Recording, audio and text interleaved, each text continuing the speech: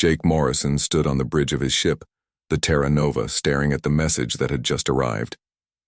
He read it 3 times before he could believe what it said. 2 of the most powerful alien races in the galaxy wanted to meet with a human. Not just any human, but him specifically. The message came from something called the Galactic Mediation Council. Jake had never heard of them before, but they seemed to know everything about him. They knew he had been a military strategist on Earth before becoming an explorer. They knew about every mission he had completed in the past 5 years. They even knew his favorite coffee was black with 2 sugars. "Captain, are you all right?" asked Lieutenant Amy Parker, his second-in-command. She had noticed him standing still for the past 10 minutes holding the datapad. "I think so," Jake said slowly. "We just got invited to the biggest peace talks in galactic history." Amy raised her eyebrows. "Peace talks? Between who?" "The Zephyrian hegemony and the Crystalline Dominion." Amy's face went pale. Every human in space knew those names.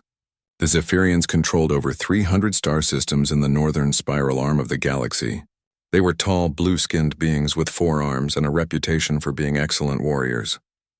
The Crystalline Dominion ruled almost as many systems in the southern regions. They looked like walking crystals and were known for their advanced technology and cold logic. These 2 empires had been fighting each other for over 1,000 years. Not open war, but a cold conflict that kept the entire galaxy on edge. Every smaller race had to pick sides or risk being destroyed by one empire or the other. "Why do they want us there?" Amy asked. "We've only been in space for 50 years. We barely have 10 colonies outside Earth's solar system." Jake looked at the message again. "It says here that humanity has shown unique problem-solving abilities and fresh perspectives that could benefit all parties. They want a neutral mediator." "But you're not a diplomat, Captain. You're an explorer. I know that. You know that." Apparently, they don't care.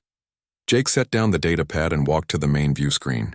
Outside, the stars looked the same as always, but somehow everything felt different now. "The meeting is on Nexus Prime in 2 weeks. We're the closest human ship that can make it there in time." Nexus Prime was famous throughout the galaxy. It was a massive space station built at the exact center point between Zephyrian and crystalline space. No weapons were allowed on the station, and it was considered completely neutral territory. If you wanted to meet someone from the other side of the galaxy without starting a war, Nexus Prime was where you went. "Captain, with respect, I think we should contact Earth Command first," Amy said. "This is way above our pay grade." Jake nodded. "Already did." They said to go.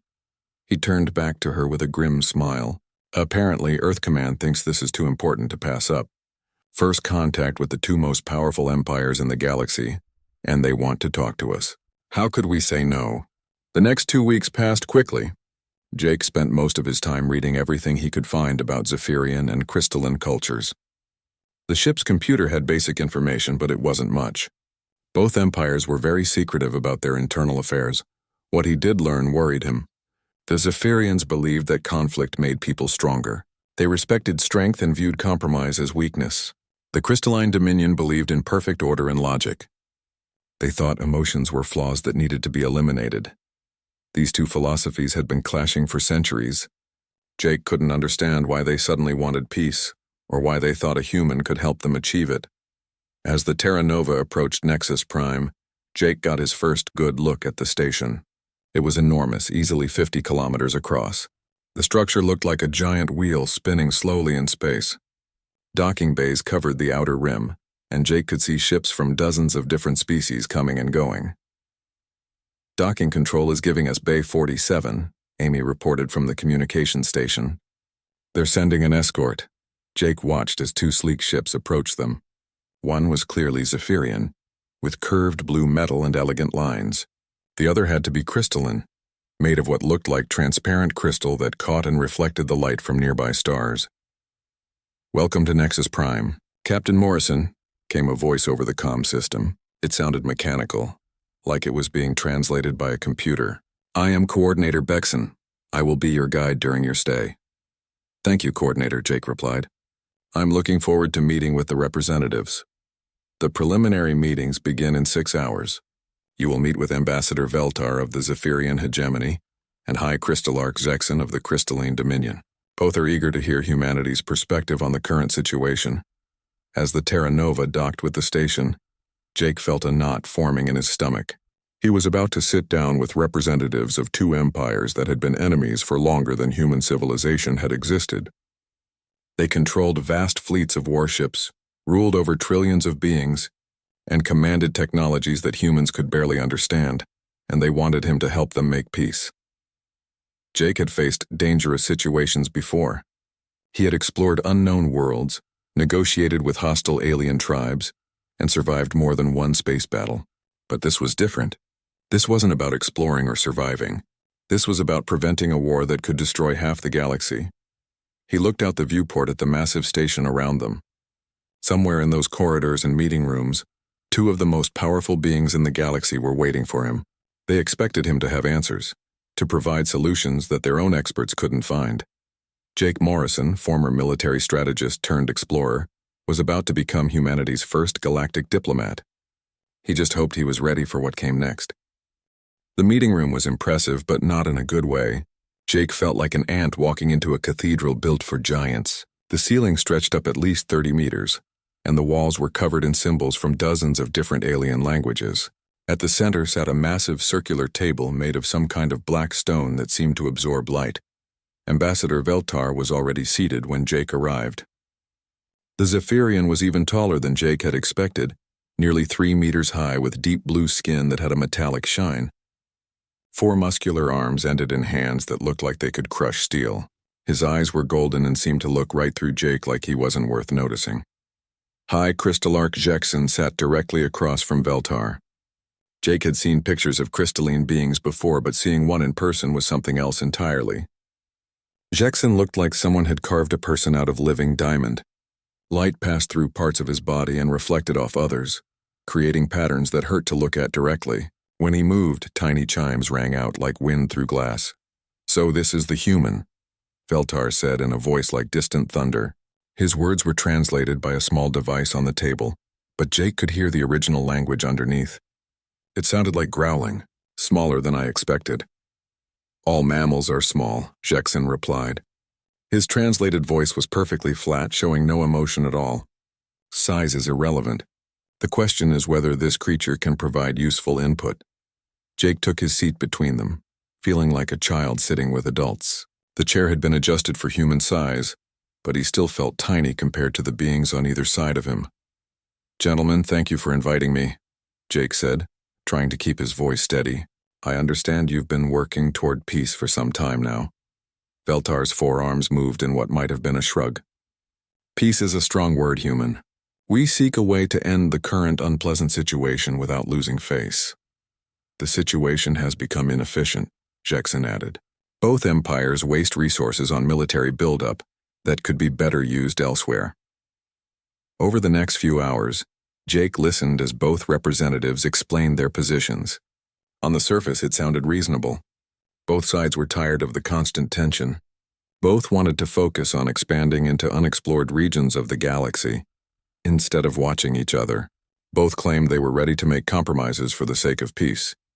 But Jake had spent years as a military strategist, and something felt wrong. The way Veltar's eyes kept flicking to a data pad when he thought no one was looking. The way Jekson's crystalline body seemed to dim slightly when certain topics came up. These weren't beings who wanted peace. These were beings who were planning something.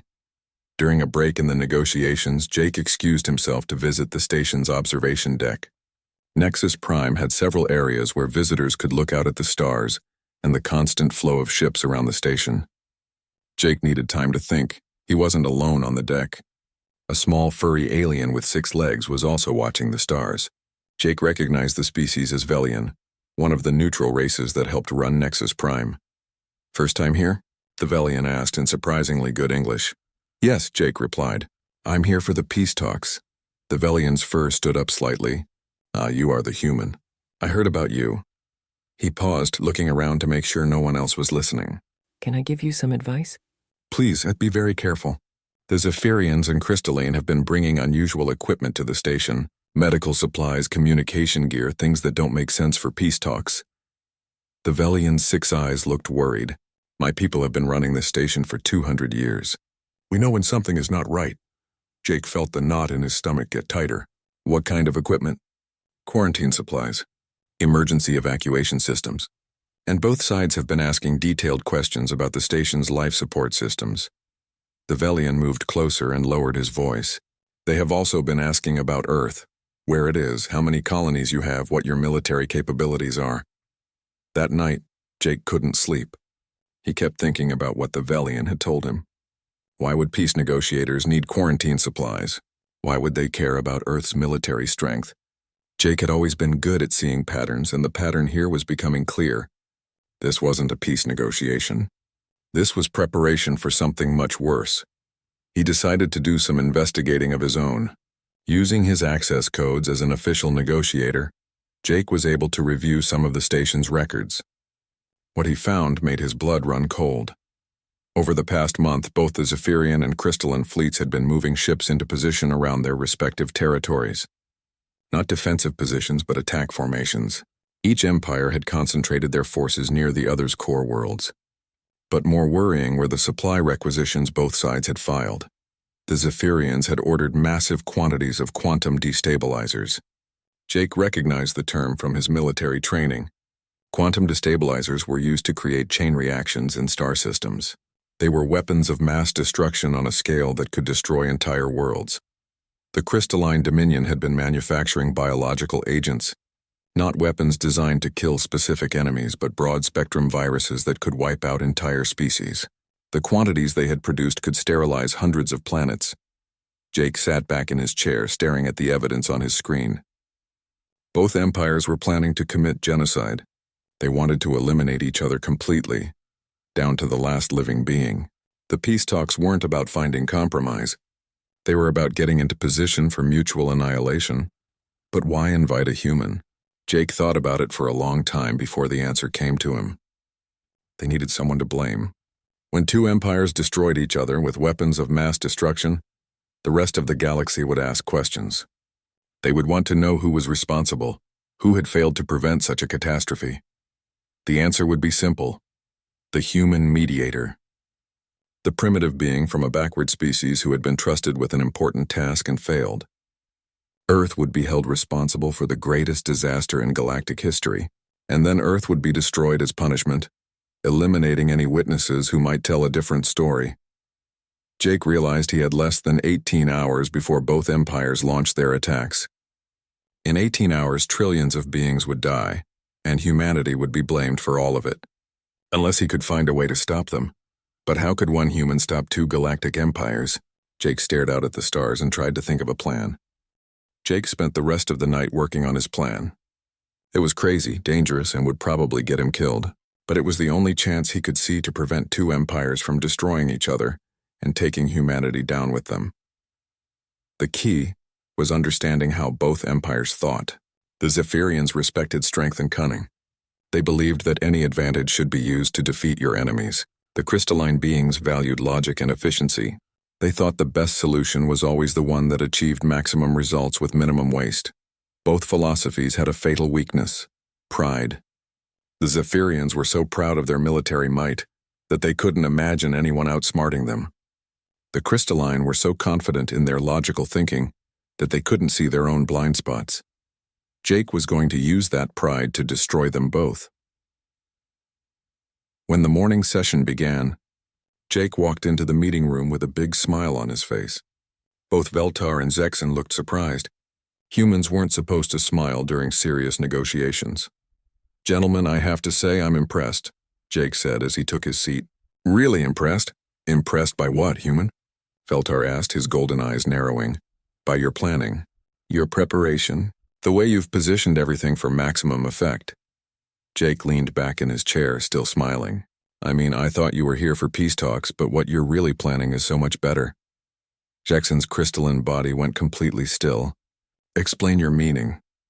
"Come on, you don't need to pretend with me. I've seen the fleet movements, the supply orders, the equipment you've brought to the station. You're not here to make peace. You're here to coordinate the complete destruction of each other's empires." Both aliens exchanged glances. Jake could see them trying to decide whether to deny everything or admit the truth. "And honestly, it's brilliant," Jake continued before they could speak. "Think about it.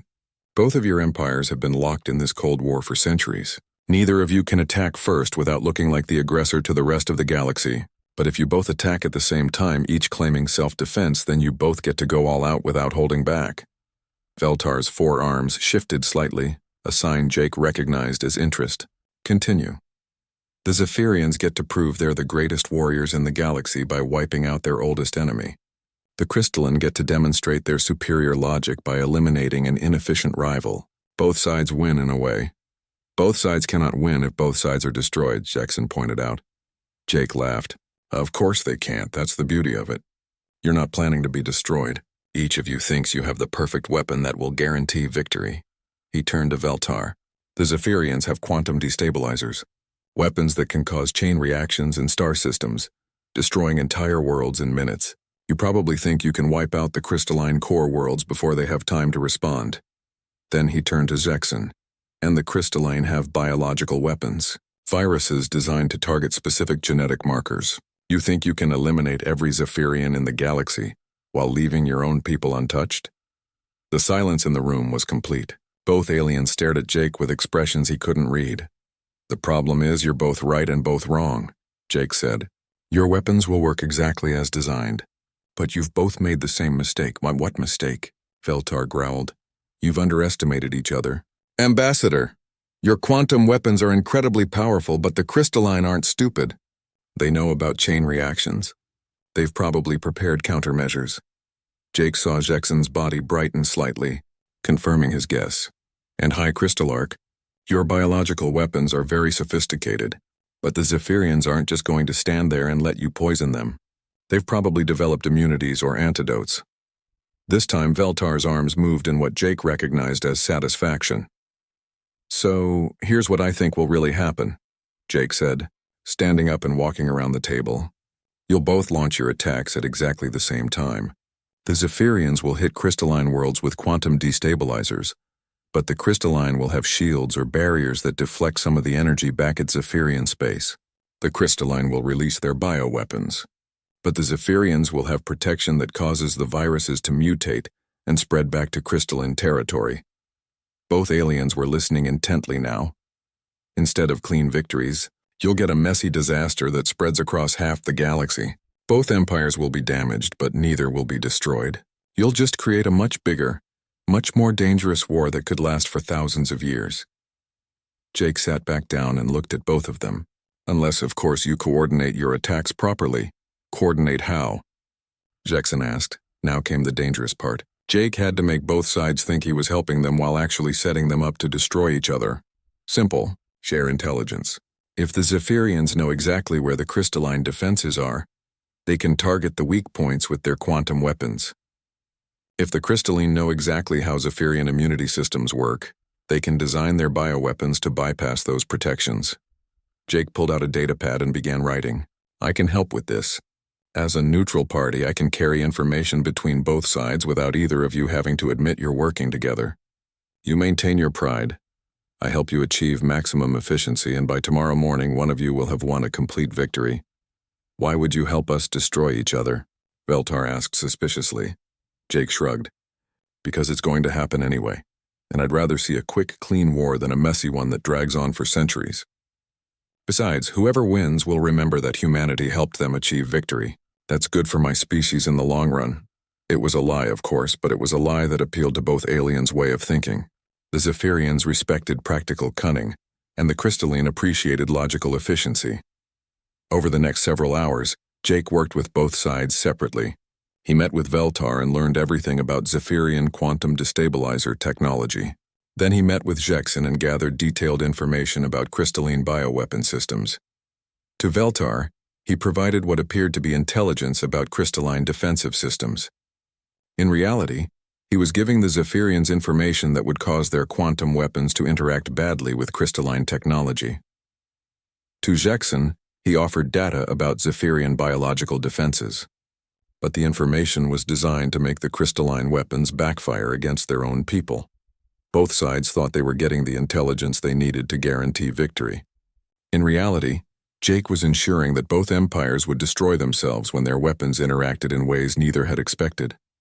As the night wore on, Jake watched both aliens make final preparations for their attacks.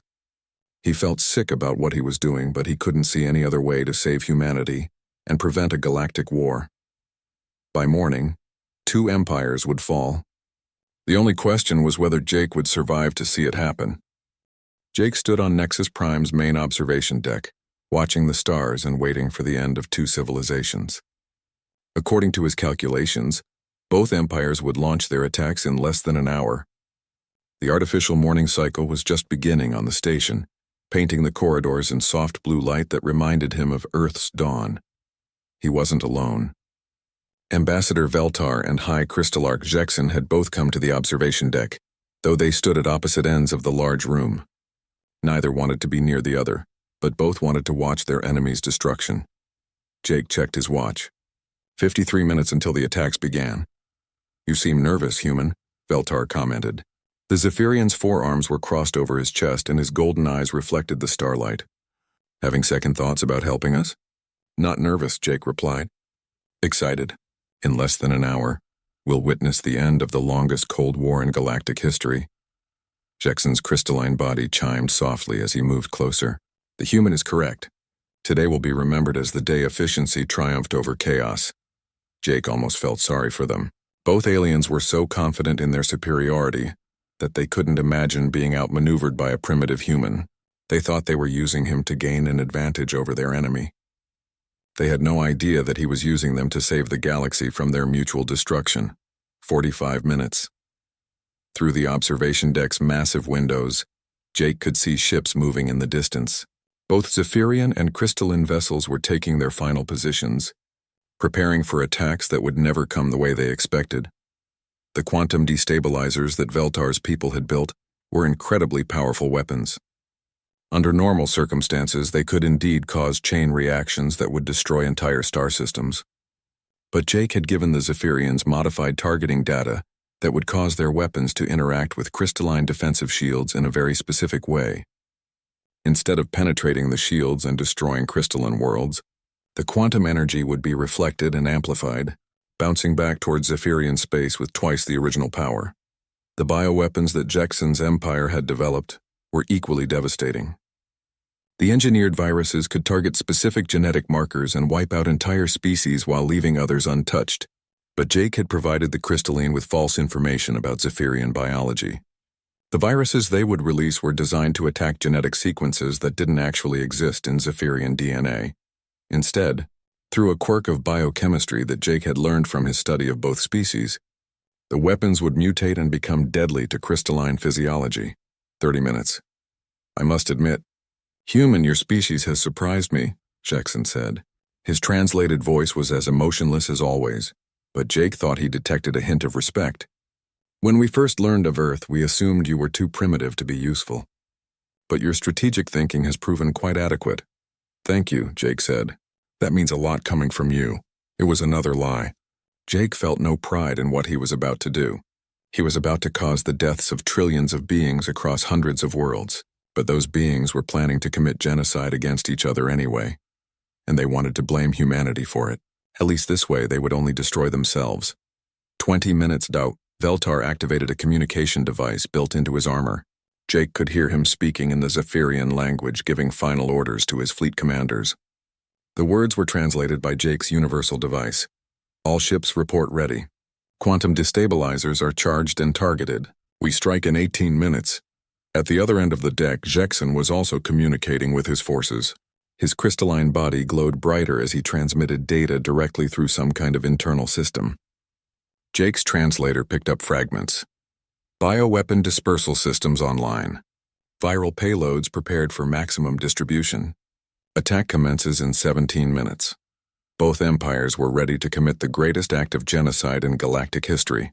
They were proud of their weapons, confident in their strategies, and certain that their enemies would be completely destroyed while they emerged victorious. 10 minutes. Jake's hands were shaking. He had spent his whole adult life in space, had faced dangerous situations and life-or-death decisions before, but nothing like this. In 10 minutes, he would either save the galaxy from a terrible war, or become responsible for the destruction of 2 ancient civilizations.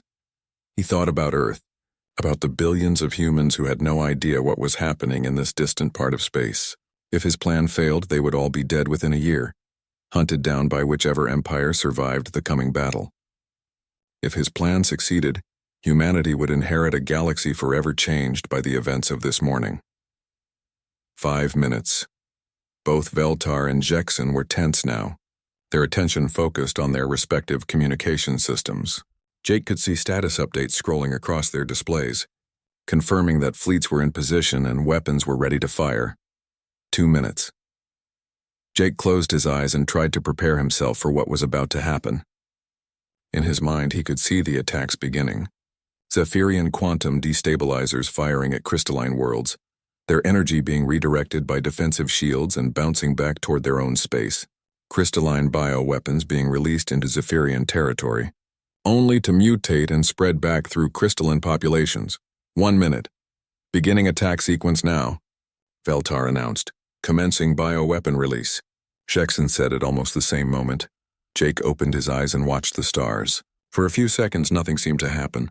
Then in the distance, he saw the first flashes of light as quantum destabilizers fired across hundreds of light years. The energy bursts were too far away to see directly, but they created ripples in space-time that were visible as brief, bright flares against the darkness. Almost immediately, alarms began sounding on Nexus Prime. The station's automated systems detected the massive energy discharges and began emergency protocols. Emergency lights bathed the observation deck in red. "What is happening?" Veltar demanded, staring at his communication device. "The weapons fired correctly, but the energy signatures are wrong. The quantum cascades are reflecting back toward our own positions." Jekson's crystalline body was flashing rapidly, a sign of extreme agitation. "Impossible. Our bioweapons have been released, but they are not affecting Zephyrian populations. Instead, they appear to be mutating and spreading through our own territories." Jake said nothing. He just watched as two empires began to realize that their perfect weapons had become instruments of their own destruction. The next few hours passed in a blur of chaos and panic. Both Veltar and Jekson tried desperately to contact their home governments, to warn them about the weapon malfunctions, to order retreats and damage control. But it was too late. The attacks had been too massive, too coordinated, and too devastating to stop once they began. By midday, both empires were reporting catastrophic losses. Entire star systems in Zephyrian space had been destroyed by their own reflected quantum weapons. The crystalline Dominion was watching helplessly as their engineered viruses spread through their population, killing billions. By evening, both governments had collapsed. Military fleets were in chaos, trying to evacuate survivors from affected worlds. Ancient civilizations that had existed for thousands of years were falling apart in a matter of hours. Jake Morrison, the only human at the negotiation, stood alone on the observation deck and watched two empires destroy themselves with their own hatred and pride. 3 days after the attacks, Jake sat in the same meeting room where the negotiations had begun. The massive circular table was empty except for him, but the room was full of beings from dozens of different species. Representatives from every major government in the galaxy had come to Nexus Prime to understand what had happened. The Zephyrian hegemony no longer existed. Their core worlds were gone, destroyed by quantum cascades that had reflected back from crystalline defensive shields. The few surviving Zephyrian colonies were struggling to maintain basic civilization without their central government. The crystalline Dominion had suffered an equally devastating fate. The bioweapons they had created to eliminate their enemies had mutated and spread through their own population. Entire crystalline worlds were now lifeless crystal graveyards, beautiful but empty. Both empires had fallen in a single day, victims of their own hatred and arrogance. "Captain Morrison," said Chancellor Vexty of the Andromedan Republic, her six-armed form leaning forward across the table. "The entire galaxy wants to know what happened here. How did two of the most powerful empires in known space destroy themselves so completely?" Jake looked around the room at all the alien faces staring at him. Some showed curiosity, others fear, and a few displayed what might have been respect. They all knew that somehow, a single human had been present when two ancient civilizations fell. "They destroyed themselves," Jake said simply. "I just helped them do it more efficiently." "Explain," demanded General Corks of the Rigelian Defense Force. The massive, stone-like being's voice rumbled through the room's translation systems. Jake stood and walked to the room's main display screen. With a few touches, he brought up a tactical overview of the galaxy, showing the former territories of both fallen empires. Both the Zephyrian hegemony and the Crystalline Dominion came here planning to commit genocide, he began. They weren't interested in peace. They wanted to use these negotiations as cover, while they positioned their fleets for mutual annihilation. A wave of shocked murmurs went through the assembled representatives. Their plan was simple, Jake continued. Each empire would attack the other with weapons of mass destruction, wiping out entire populations. Then they would blame humanity for the failure of the peace talks. Earth would be held responsible for the greatest disaster in galactic history and destroyed as punishment. But that did not happen, observed Dr. Chen Nala of the Academic Coalition, her insect-like form clicking nervously. Instead, both empires were destroyed by their own weapons. Because I gave them exactly what they asked for, Jake said. Both sides wanted intelligence about their enemy's defenses and weaknesses. I provided that intelligence, but I made sure it would cause their weapons to backfire. He changed the display to show the technical details of what had happened. The Zephyrians fired quantum destabilizers at crystalline worlds, but their targeting data was designed to interact badly with crystalline shields. Instead of destroying their enemies, the quantum energy reflected back and devastated Zephyrian space. Another change showed the biological warfare data. The crystalline released bioweapons designed to kill Zephyrians, but the genetic information I gave them was false. Their viruses mutated and became deadly to crystalline physiology instead. Chancellor Vexti's multiple eyes blinked rapidly.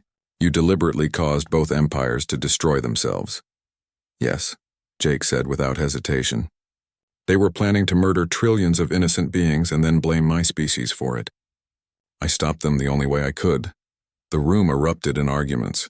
Some representatives were horrified that anyone could manipulate two empires into self-destruction. Others were impressed by the strategic thinking involved. A few seemed worried about what this said about human capabilities. Order, called Coordinator Bexon, the same being who had welcomed Jake to Nexus Prime days earlier. Captain Morrison, what you did was unprecedented. The question now is what happens next. Jake nodded. He had been thinking about that question for the past 3 days. The territories that belong to both empires are in chaos, he said. Billions of survivors need food, medical supplies, and protection. Hundreds of colony worlds are cut off from their home governments. Refugee fleets are scattered across the galaxy with nowhere to go. He turned to face the assembled representatives. They need help. Not conquest, not occupation, just basic humanitarian aid until they can rebuild their own governments. And who would provide this aid? Asked General Cork suspiciously. All of us, Jake replied. Every species in this room working together. The Andromedan Republic has excellent medical technology. The Regelian Defense Force has the ships needed to distribute supplies. The Academic Coalition has the expertise to help rebuild infrastructure. What about Earth? Chancellor Vexti asked. What would humanity contribute to this effort? Jake smiled for the first time in days. Coordination. Project management. The same skills that helped me handle this situation. Humans seem to be good at seeing the big picture and finding ways to make different groups work together. Over the next several hours, they worked out the details. The relief effort would be massive, involving dozens of species and thousands of ships. It would take years to help all the refugees and restore order to the former Empire territories. But for the first time in galactic history, the major powers were working together instead of competing against each other. Jake's final act as humanity's representative was to draft the Nexus Prime Accords, a treaty that established basic rules for interstellar conflict. No weapons of mass destruction that could destroy entire worlds. No genocide based on species or genetics. No blaming neutral parties for wars they didn't start. Most importantly, the Accords established humanity as an official mediating power in galactic affairs. Anytime major conflicts arose, the involved parties could request human mediation. Earth would provide neutral negotiators who could help find peaceful solutions. 6 months later, Jake stood on the bridge of the Terra Nova, watching Earth grow larger on the main screen as they approached home. The ship's cargo bays were full of gifts from grateful alien governments, and Jake carried official documents making him Earth's first ambassador to the galactic community. Captain, we're receiving a message from Earth Command, Lieutenant Amy Parker reported. They want to know if the mission was successful. Jake looked at the communications console for a moment, then smiled. Tell them that when we left, two empires ruled the galaxy through fear and hatred. Now dozens of species are working together to help billions of refugees rebuild their lives. I'd say that counts as successful. Amy raised her eyebrows. Should I mention that you accomplished this by manipulating two civilizations into destroying themselves? No, Jake said after a pause. Just tell them that sometimes the best way to win a war is to convince your enemies to defeat each other. As the Terra Nova entered Earth's solar system, Jake thought about the title that alien historians were already giving him, the human who ended the Age of Empires. He hadn't planned to become a galactic hero. He had just been trying to save his species from annihilation. But maybe that was the most human thing of all. When faced with impossible odds and powerful enemies, humans didn't give up. They found a way to turn disadvantages into advantages, to use their enemies' strengths against them. Jake Morrison had been the only human at the negotiation. By morning, two empires had fallen, and humanity had earned its place among the stars not through conquest or superior technology, but through the simple understanding that pride and hatred were universal weaknesses that could be turned into tools for peace. The galaxy was a very different place now, and Jake had helped make it better.